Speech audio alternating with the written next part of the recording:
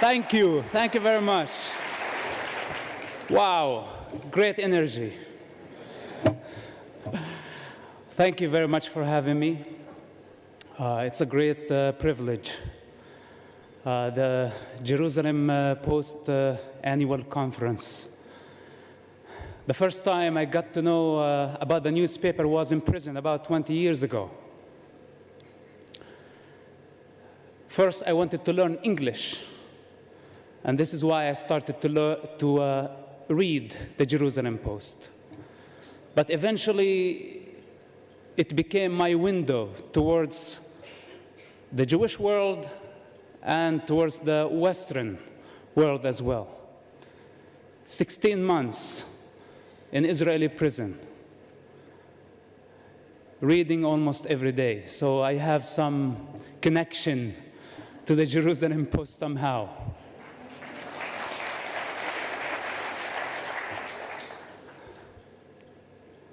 I don't know where to start, but you can use your imagination of the son of a top Hamas leader, and what in the world is he doing at the Jerusalem Post Annual Conference? They gave me a tag. I don't wear it right now, but they had on it the son of Hamas.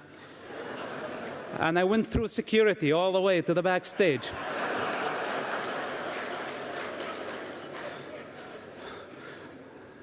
You gotta trust them, guys. Two guys working on the top of a very high building. One Jewish, and the other guy is an Arab. The Jewish guy opened his lunch, and there was a shawarma. And he said, "Enough shawarma. If tomorrow my sandwich is gonna be shawarma, I will jump and kill myself." The Palestinian guy or the Arab guy opened and was falafel. And he said, "No more falafel. If tomorrow falafel, I'll jump, kill myself. That's it." Next day, the Jewish guy opened this sandwich, and it was shawarma. He threw it on the side, came very fast, jumped, killed himself. The Palestinian opened, and it was falafel, and he was very furious. And he said, "I said, enough falafel." He threw it, he jumped, killed himself. At their funerals, the Jewish wife was crying very hard, saying, "I don't know what's his problem. If he told me, I would have changed it to something else." The Arab wife was crying bitterly and saying, "I don't know what's his problem. I don't know what's his problem. He makes his own sandwiches."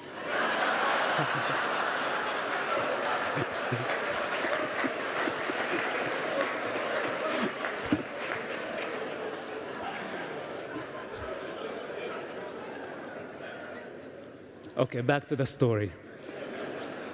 It's very hard, to encapsulate a human journey, a human evolution in any form of language.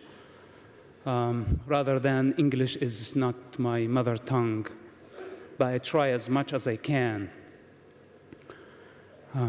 Truth at those heights cannot be conveyed in any form, actually. Not a movie, not a book, not a speech. We cannot reduce ourselves to words that cannot defend themselves. And somebody is going to take this speech, take it out of the context, and serve maybe some Palestinian agenda, eventually.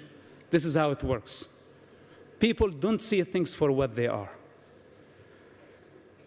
But I'm sure that some of you, at least, will understand where I'm coming from. At some point, I was paid by the Israeli government, by the US government, by the Palestinian Authority, and by Hamas organization. I was working for all those guys at the same time. So today, if I speak with the authority of experience. It's not from the books. It's not a second-hand knowledge that I got from somebody. I don't represent government or politicians. I represent myself. I am an individual. I am not an organization. And I don't like to take sides. Because I don't belong to nations. I don't belong to the crowd. I have transcended this long time ago. But the Jewish nation is dear to me. And when I see nations unifying against the Jewish people, it hurts me. Because at some point, I thought the Jewish people were the enemies of humanity. I thought that they were the enemies of our people, the Palestinian people, until I came to experience what the Jewish nation really is. Through intelligence service, through witnessing the true democratic model in an ocean of darkness, the only light in the Middle East. And I wonder, people here in the free world who think that they are free, unifying against Israel, attacking Israel, isolating Israel, boycotting Israel, BDS and all this hypocrisy. Of course, hypocrisy coming together with political correctness, because it's the same. Two faces for the same coin. In the Muslim society, I witnessed a woman who sent 5 of her children to die in suicide bombing attacks, one after another. She would put the explosive belt on them and bless them and say, "Go kill the Jews," to gain respect in her society. This is hypocrisy. My father disowned me because he's a hypocrite. On a personal level, he's a loving father. But when he puts the Hamas mask that he cannot exist without, he's a monster, he's something else. And this is the problem with that society conditioning. That if you take individuals on the side, they're just human beings like us. Any of us could have or have been brought in that environment, would be conditioned in the same way. The human condition does not differentiate between an Arab or a Jewish person. But the collective mind of the society is representing something. It's representing an ideology, a culture, a state of consciousness that calibrates in darkness, that calibrates in the 7th and 6th centuries, ruled by tribal lust for power. It have not changed, or it has not changed.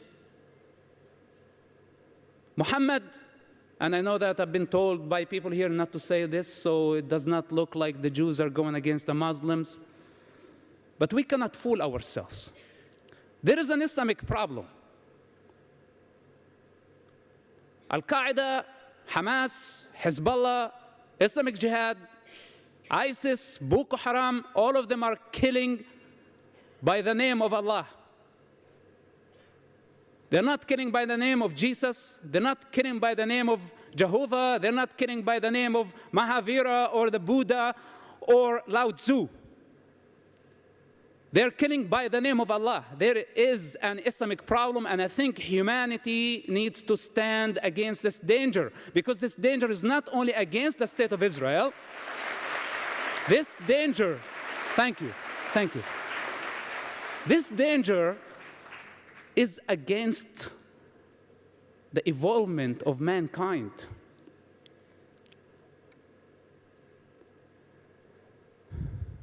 Political correctness. I don't know if there is any CNN reporters or representatives here tonight. You know, political correctness, when my friend invited me to his wedding and he asked me to wear a tuxedo, and I thought it was a Speedo for a second. There is a big difference, right? That would have been politically incorrect. But when it comes to matters, universal issues, when we see waves of violence and darkness taking over and spreading, and we choose to stick our head in the sand with the name of political correctness, the truth is that we are afraid. And we are trying not to provoke them more. We are trying not to create a religious war. But there has been a religious war, whether you like it or not. The better way is to face it, to grow up, and face it with courage. This is what I say. The problem is not in the individual. We are not against the Muslim people. I cannot be against my mother and my father and my people. They're just people. And there are idiots everywhere in every nation. But I'm talking about the collective consciousness of nations, of regions, and the cosmic consciousness of all humanity. The Muslim people have a problem, and their problem is in their belief system. They have to face it, and we need to encourage them to fight the good fight, as I did. If I was able, I had privileges as the son of a top Hamas leader. I had something to lose. But the average Muslim person don't have lots of things to lose. They're already living in darkness and misery. If they leave it, it's better for them. When I left, I did not leave misery. I left privilege. I left position. I was paid. I was protected. Everybody wanted me to stay wearing the mask. I am a living example and a challenge, and I will continue to be, to every individual who lives in the Muslim world, that this is the time to grow up, to destroy the walls, and to transcend the conditioning of the society. This is the only way. But to tell them, no, Islam is a religion of peace, we just create the perfect climate for terrorists to keep on growing. I say otherwise. Our problem is not with the individual, our problem is with this belief system, that humanity and the free world need to unify, as eventually, even though it was too late, the world unified against Nazism. Today, free people need to unify against Islam, not against the Muslim people, against Islam itself as a belief system. When the president of the free world stands and say, that Islam is a religion of peace, he creates the climate, he provides the climate, the perfect climate to create more terrorism.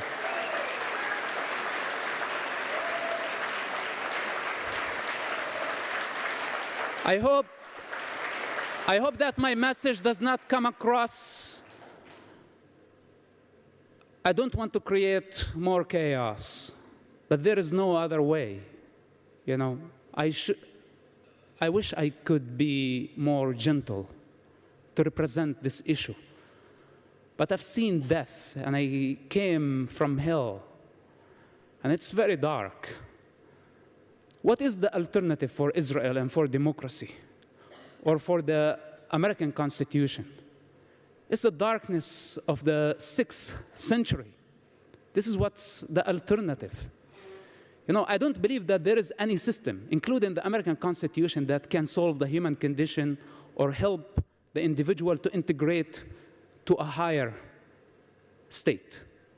I believe this is up to the individual. But the difference between the 7th century environment and democracy, that the individual has more room and more peace or peaceful environment to grow. I experienced it myself. When I was in Ramallah, I was only able to practice Islam. I only knew the mosque. But in Tel Aviv, I practiced Christianity. When I was a Muslim also, I practiced Islam in Jerusalem, the capital of Israel, where the Jewish people are not allowed to worship at their Temple Mount. Then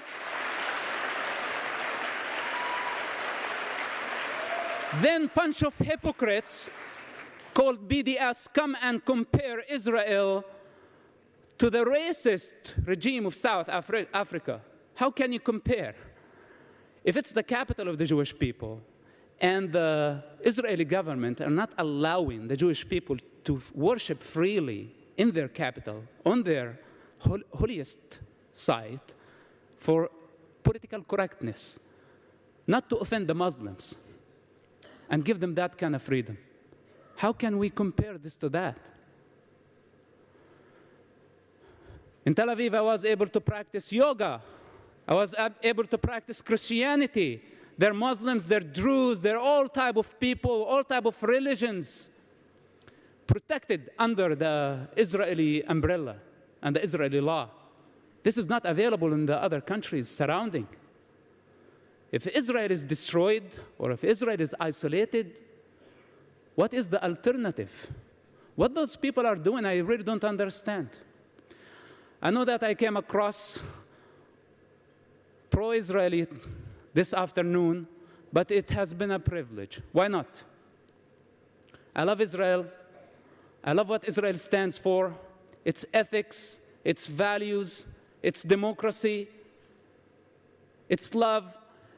A nation that was able to overcome the Holocaust, and instead of playing the victim mentality and blame everyone for their suffering, they were able to build a state, a democratic state, make it from a newborn state